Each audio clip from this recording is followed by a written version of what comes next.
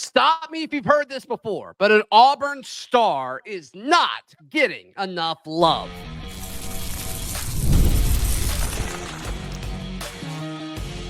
You are Locked On Auburn, your daily podcast on the Auburn Tigers. Part of the Locked On Podcast Network, your team every day. Yes, welcome on into Locked On Auburn, your daily Auburn Tigers podcast. I'm your host, Zac Blackerby, and thank you so much for making Locked On Auburn your first listen every single day. We are dapping it up with the Darrell Dapprich, Montgomery radio legend, with us today on the Wednesday edition of the show. Is DJ Durkin getting too much money? Let's ponder the other side of this conversation. That's coming up, as well as Jackson Arnold, an interesting conversation I had that'll drop on a show later this week. Darrell, I want you to react to, but Cam Coleman not getting enough love, in my opinion. Hayes Fawcett of On3 released a top 100 true freshman rankings list, and they had Cam Coleman as the number 13 freshman in college football. And Darrell, I'm not buying that. I'm not buying there's 12 freshmen in college football better than Cam Coleman a year ago. I'm not either. And for the sake of clarity, I would put him in the top 5.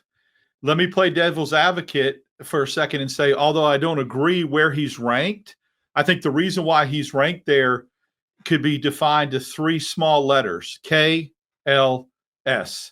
I think Keandre Lambert-Smith, having the kind of year he had and being Auburn's leading receiver, made people that do these types of graphics and lists look at maybe the body of work statistically, rather than looking at Cam Coleman in a vacuum, isolating some of his plays, watching how electric he is, eyeball test, and going, oh, God, that dude's got to be one of the top. So if you just look at numbers, KLS taking, being the leading receiver, but looking at him and what he did on individual plays and eye test, you can't put him anywhere but the top 5.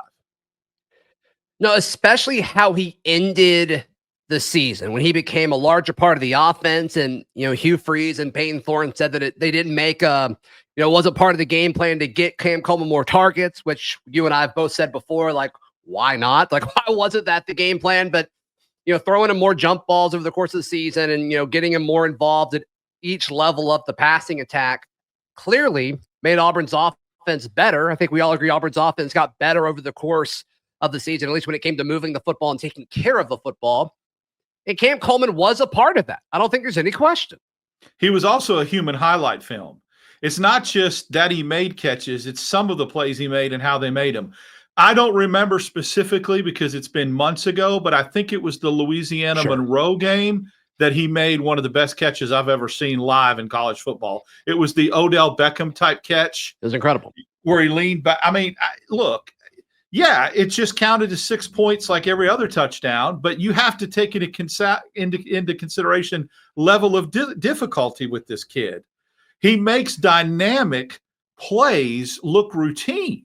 And when you do that as a freshman, I think he belongs in the top 5, even could be top 4. And he announced his presence, and we'll see how much he grows going into his sophomore season. Yeah, Jeremiah Smith, number 1 on this list, the standout freshman from Ohio State. Yeah, I don't think anybody's arguing with that. Dylan Stewart, the defensive player from South Carolina, he's exceptional. I don't think anybody's going to push back on that. But after that, it does get a little fuzzy. I mean, Ryan Williams probably deserves to be top 5. I don't think there's any question about that. But then some of these other names that are in between them and Cam Coleman, like KJ Bolden at Georgia, like he was the 6th best freshman in college football last year. Like, respectfully, I disagree. Like, I don't think so. No, he didn't make the impact I think Cam Coleman did. I think Cam Coleman helped reshape and restructure that Auburn receiving room as a freshman. And I could say that Ryan Williams, yes, definitely belong. They were very comparable in playmaking ability. Ryan Williams just had more catches for more yards. I don't know if he was more of a primary target. Did he have a better quarterback? Yeah. Yada, yada, yada. But I think that if you look at Cam Coleman and don't come away with the fact that he's top 5, then you're Stevie Wonder. I mean, you can't. Yeah, sure. You see what I'm saying? I mean, just watch the film. Turn the film on and look. If you just read stats, okay, but that's the problem with a lot of these things is that You got to really do a little research and really watch film and eyeball test. If Yeah, Hayes Fawcett was at it- any Auburn games, if Hayes Fawcett came to 2 or 3 Auburn games, Cam Coleman would be in the top 5. Period. End of story. If you're going to rank it on production, like you don't need a list then, because we can all just kind of go to, ESPN and toggle it based off of whatever stat and, you want to rank. It'll do it for you. So to me, if it's just solely off of production versus opinion, I don't know. Ahmad Hardy at 8, the running back from ULM. Once again, a guy that I really wanted in the portal. But you're saying that he was better than Cam Coleman? Like, I don't know. I don't know if I just don't buy that. Other Auburn freshmen on this list, Caleb Harris at number 28. Love that he got his flowers because he certainly deserves them because he was underranked and he was just nothing short of incredible. So I think 28 fits with him. This one, though, Jay Crawford at 31 is a crime. Yeah, that's 30 freshmen in college football better than Jay Crawford? No, I think, and I even think, I love Caleb Harris, but I even think Crawford should be ranked in front of Harris. It's a tougher position in my mind. Yeah. If you can be a shutdown corner in the SEC your first year as a college athlete, no. Like, you're telling me there's 30 guys more impactful and just better? No thanks. I don't like the fact, too, that some of this isn't apples to apples. Like I loved Hardy, but putting him at 8 playing group of 5 competition as opposed to being in the SEC, just that's a little bit. That in itself deserves to be slotted down, I think. Yeah, okay. The other Auburn freshman on this list, Malik Blockton at 56. I'm not going to push back a ton on that. That's fine. This one I will push back a little bit. DeMarcus Riddick at 92. There were not 91 freshmen better than DeMarcus Riddick last year. No, and that's another one that's based upon statistics and not eyeball test. Like if you watched his speed, his closing speed, his physicality, the tools that he had, you can't put him at 91. If you just look at tackles for loss and sacks, but if you watch him, you're like, there ain't no way there's 90 cats out there more talented than this guy. Yeah, and that was something that kind of became at least an SEC-wide talking point, maybe nationally-wide talking point of how many freshmen Auburn were playing and how young they were on defense and how much of an impact they were making just across the roster. Like Malcolm Simmons not being a top 100 freshman is laughable. It's laughable. Once again, it's a production thing. I get it. But it's like if you watch the games, there are not 100 true freshmen last year that were better than Malcolm Simmons. So to Nor me, had the impact. Nor had the impact. Yeah. And I went through again to make sure I didn't miss him. And he is not on here. I was like, how is that right? I'm going through one more time. I did miss him. I'm so sorry. Malcolm Simmons is 58. Malcolm Simmons is 58. Good. Well, 100 names is hard to scroll sorry. down. Yeah, I mean, scroll down to 100 names. That's a lot. So, yeah, that's good. So sorry. But, yeah, I mean, I think this is all symbolic of the future, right? The future of what Auburn is being able to do. So, there we go. That is on Hayes Fawcett's Instagram if you want to see that in its entirety. Had a very interesting conversation that will air later this week on the Squad Show that drops Thursday afternoon. We'll give you a little spoiler. I think it's fascinating. I think it's fascinating the perception and discussion around Jackson Arnold. Are we way off? That's next, right here on Locked On Auburn. Darrell, can you imagine getting something for your home and not getting it from Wayfair.com? Can you imagine that? No, because I did get something from Wayfair.com for my home. So how could I imagine not doing that when I bought a sink? So you know that expression, you bought everything but the kitchen sink? I flipped that. I bought the kitchen sink. Yeah. And not all the everything. That's right. Hey, my dining room table is from Wayfair. We recently bought some chairs for our bedroom. Yeah. Not the second thing you said. The dining room I have. Sure. Yes. Yeah. That's fine. Yeah. That's fine. It's a nice, great looking table. Oh, yeah. It's very sturdy, very practical. Wayfair.com. They're going to have great prices and it's shipped right to your door. And it's far quicker. I mean, if you go to local places, like, yeah, we'll ship it to you, but sometimes it takes like 2 or 3 weeks. That is not the case with Wayfair. Give your home the refresh it needs with Wayfair. Head to Wayfair.com right now. That is WAYFAIR.com. Wayfair, every style, every home. Thank you so much for making Locked On Auburn your first listen every single day. I'm probably giving away a little too much, but that's okay. That's fine. On Thursday's show that'll drop later this week on this feed, drops on every SEC feed throughout the Locked On Podcast Network, the SEC squad, we have a discussion over, everybody, their homework was to bring the quarterback that you think is most overrated in the SEC and underrated in the SEC. And nobody said Jackson Arnold for overrated. I don't think that's a surprise, but a few of us said that Jackson Arnold was the most underrated quarterback in the SEC because of situation, because of overall talent. Going from a bad situation to a better situation is kind of what we're all hoping and projecting, right? And I was just met, Darrell, with so many people saying that Jackson Arnold isn't it. That Jackson Arnold is like the worst starting quarterback in the SEC. And one host said that they believe Peyton Thorne is a better quarterback than Jackson Arnold. What are your thoughts to that? Is this a locked on host? Yep, and you're gonna have to watch Thursday to see exactly who it is. I'm not going to call them out until it's actually officially dropped. But I wasn't going to call them out. I was just making sure you guys drug tested with your organization with a comment like that. I was asked that question by other hosts after we got done recording. Yeah. But I was very surprised by that. First of all, the comparison about a fifth-year senior playing like he did as opposed to a second-year starter is ludicrous. That argument alone, when a guy has started 1 year of college football as opposed to 4 years of college football, that's stupid. And it's, again, I hate to keep making the apples and oranges analogy. I believe that Jackson Arnold is, as of right now, a middle-tier quarterback in the SEC. Therefore, it wouldn't surprise me if nobody said he was overrated or nobody said he was underrated, because I think right now he's somewhere between 7 and 9, 8 and 10. Okay. He can. We did this not that long ago, right? We ranked him like 11 or 10. You had him like 2 spots higher than me, I think, but we both had him like between 9 and 12. I just think he's middle. I'm not saying he's mid. I think he's middle of the road right now because he's only started 1 year.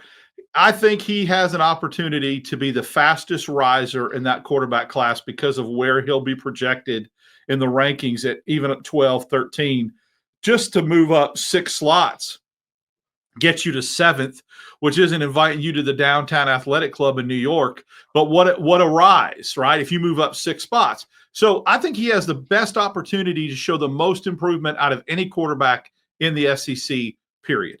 And that is because people are sleeping on him a little bit, number one. Number two is because he's got the tools.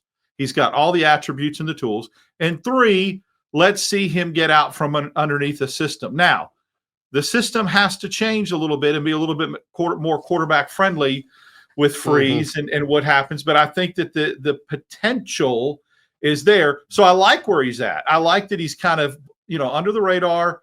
He's not too hyped. I don't think he's getting disrespected unless you start putting him at 13 or 14. He's absolutely getting disrespected if somebody said he's worse than Peyton Thorne.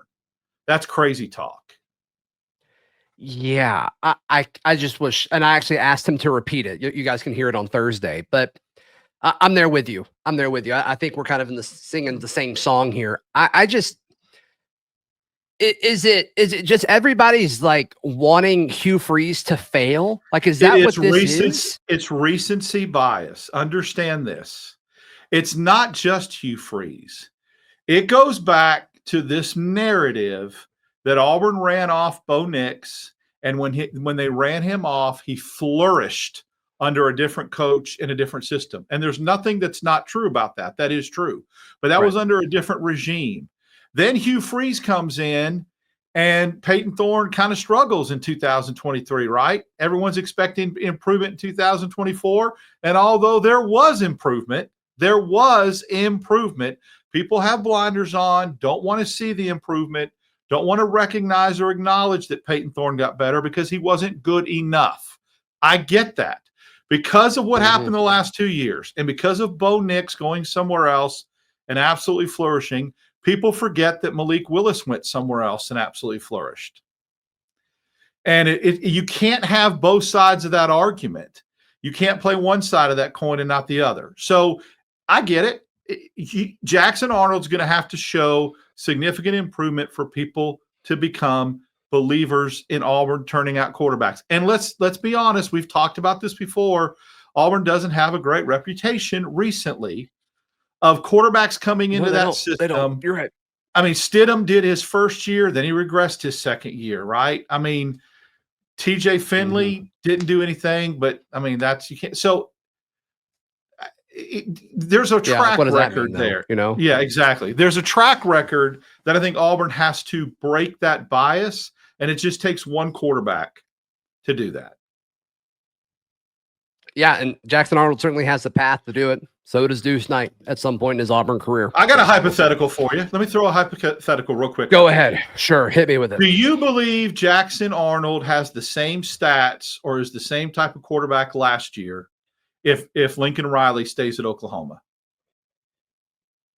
Yeah, I think he's way better. There you go. I'm not saying that what Auburn has in a staff is Lincoln Riley-esque, but I'm saying it's an improvement, and the right guy can make you go to another level. So we'll see if that happens. Yeah, Hugh Freeze is closer to Lincoln Riley-esque than the staff that was at Oklahoma last year. I don't think anybody's going to push back on that. I mean, what they did offensively was a disaster. And it's just so funny to me because last year there was so much hype around Jackson Arnold coming in. And we all pointed out, we talked about it a ton of media days with Jay Smith, who, co-hosts Locked On Sooners. I'm like, how are y'all replacing this entire offensive line? And like, there's questions about your receiving core. And everybody just kind of agreed, like, yeah, but they'll figure it out. Jackson Arnold's good. And then it happens. And they're like, oh, yeah, okay, the O-line was bad, actually worse than we thought because they kept getting injured. And same with the receiving core. And then it's all pinned on Jackson Arnold. It's like, no, we all saw this coming. There were like folks that were paying attention. Listeners of this show saw it coming because we talked about it. And it's just they're writing that off. And I don't think it's fair to Jackson. I don't think it's fair to Jackson. Getting benched didn't help him either.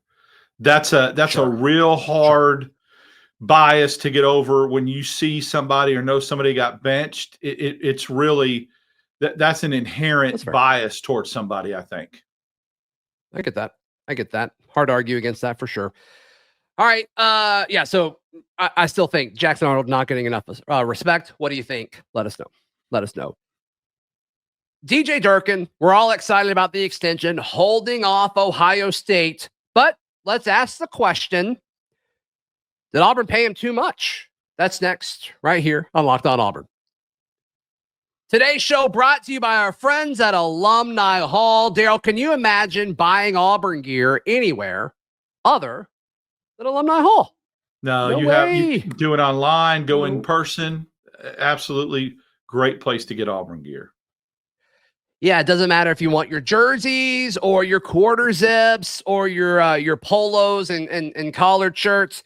They've got all the top brands that you could ask for. They've got a great combination of, the updated, I guess the current AU or maybe some of the throwback stuff as well. They've got it all over at Alumni Hall. 3 great physical locations, Auburn, Opelika, and Huntsville, or you can just search online, alumnihall.com, give them some love and let them know we sent you.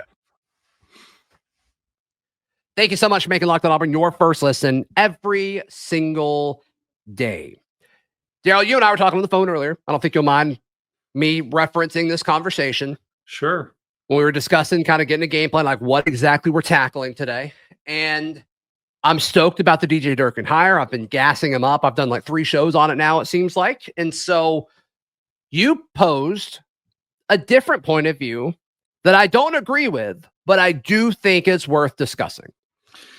Yeah, I can sum it up to me too much too soon. And let me clarify. First of all, I want to preface this by saying I want DJ Durkin at Auburn. I'm glad he's at Auburn. I think he's the right man to be the defensive coordinator. And I think that absolutely he is somebody that is worthy of the praise and the accolades. What I'm saying is sometimes you have to overpay to keep somebody. So in this scenario, Auburn had to probably pay more than maybe what his perceived worth was to keep him from going somewhere else. I get that. I'm saying just because you overpay for something, and that's the value to keep somebody there, is that a number that should be assigned to him? And let me tell you what I'm saying in that.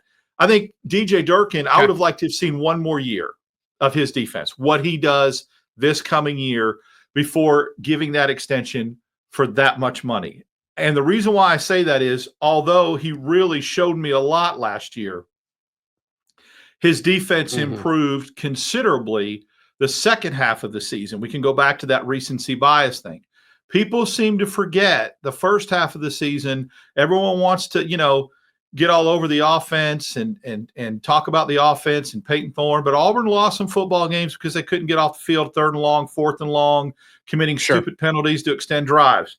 That was maddening. A lot of that happened. The defense was just as much to blame in some of those losses.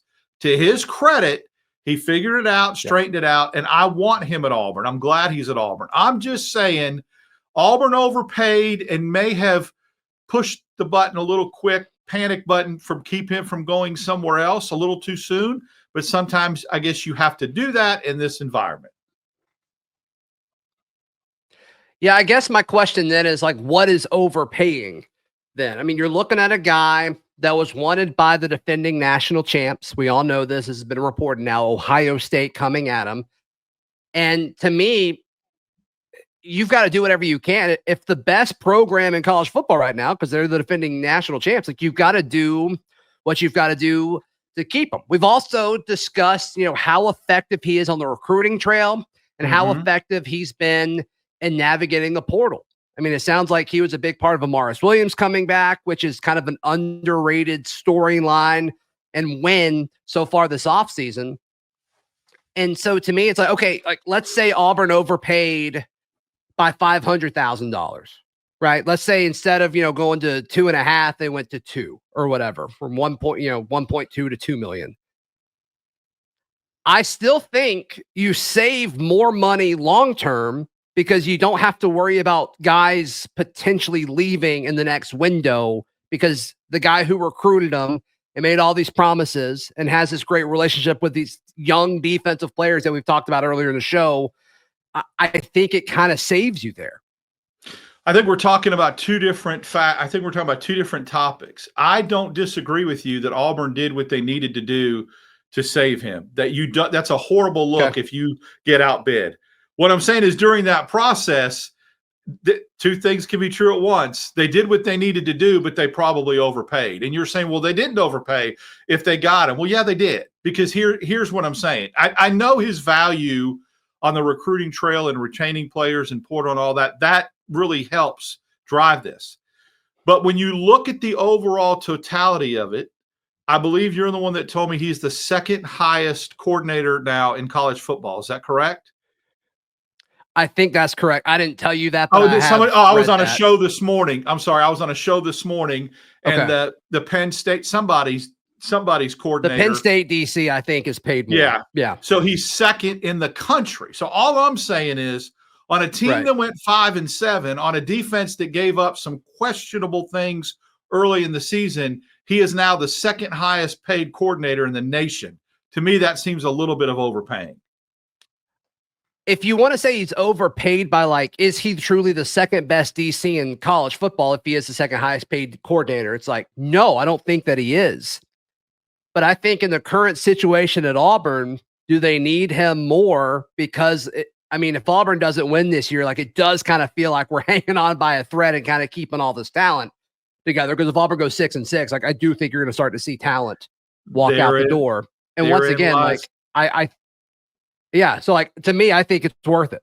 I think it's worth it. I don't think they overpaid. You just cracked the code. I'm going to be like Charlie 5 yesterday and say something really crazy. And I'm glad you're letting me get there to this final point.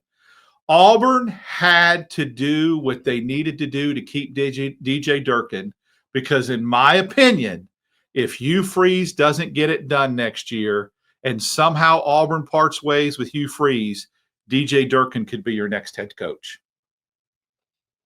I think from maintaining your roster, it helps you. It doesn't give you everything, but I think it would help you. So we'll see. But yeah, I think DJ Durkin is important. I think you had to give him whatever it took to stay. So let us know your thoughts in the comments down below, or if you're listening on audio, let us know on socials or over at thebarnauburn.com. Darrell, how can people check out everything you've got going on? You can follow me on socials, DAP6410 on X, Darrell Dapp on Instagram. I'm with you twice a week, Wednesdays and Fridays, and then live after basketball games, post-game lives. As soon as it hits 000, my friend, we go. Yep. If you missed the post-game show last night, it is up on YouTube and on this very audio feed if you're listening via audio. Please like the video. Please subscribe. And if you're listening on audio, please leave us a review and subscribe there as well. We'll see you next time. This has been Locked On Auburn.